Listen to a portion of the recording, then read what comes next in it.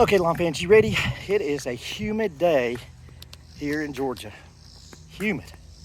Got out here this morning, knocked the dew off, got the lawn cut just a single pass. It's recovering pretty well if you've been following me from the fungus damage that I had. If you recall, I had to put 2 different applications of a fungicide on there.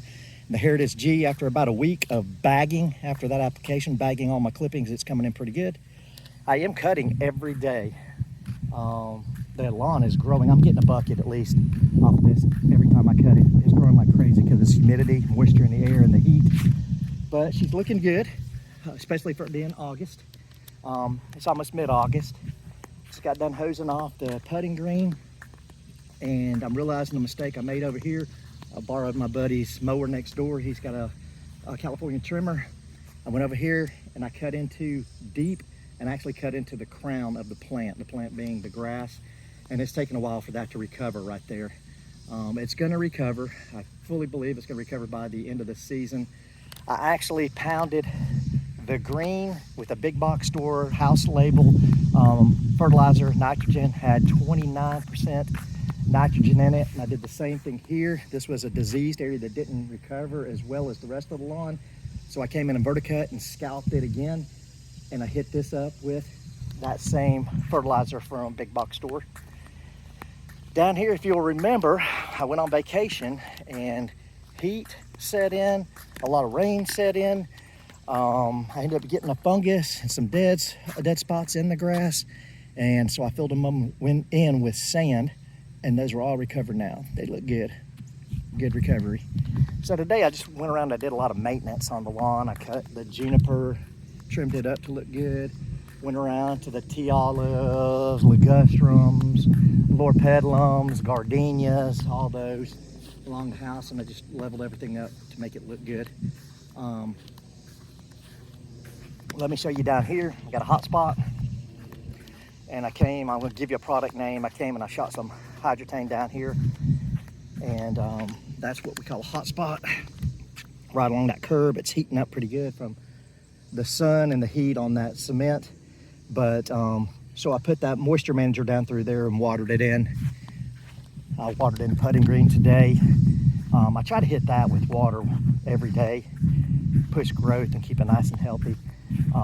And I'm gonna I don't know if I'm gonna actually do a top coat of sand on that maybe today, or if I'm just gonna go buy some bags of sand and put it in a broadcast spreader and just spread it around some.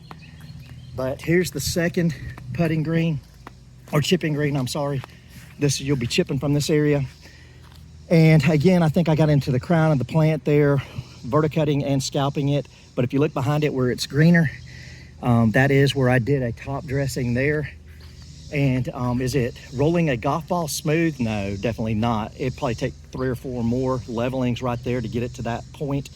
But it is a lot better, and I want you to take a look at the difference in the colors there. It's kind of like that sand's an insulation on the grass roots, so it's helping it maintain some moisture there. And speaking of moisture, this week I had a huge foobar mistake. Out back, well, not foobar, but big mistake.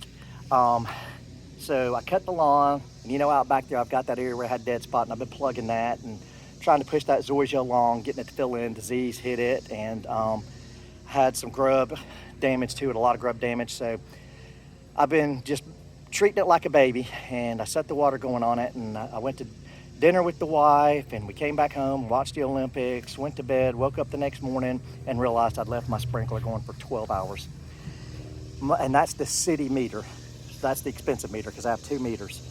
And it just out of ease, I hook it up in the back of the house that runs from the main meter. And so it ran all night long. And to make matters worse, the sprinkler fell over and was shooting up in the air. And so I'm gonna have a pretty hefty water bill this month. My wife is not gonna be happy about. So maybe I'll just say I won't take a bath for a month or something to make up for the difference.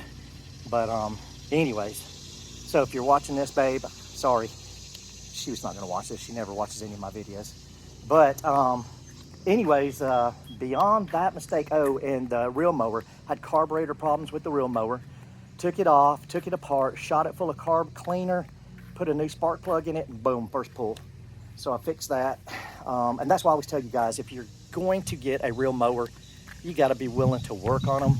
If you're not willing to work on them as far as back lapping, getting cutting paper just right, working on the carb, working on the belts, on the chain, stuff like that. If you're not willing to do that or don't want to do that, do not invest the time in a real mower, because there is some maintenance to it. It's not like these rotaries where you go out there and you pull a cord and you're pushing along, and that thing may never had oil changed, may never been washed, may never have had the blade sharpened. Real mowing is totally different.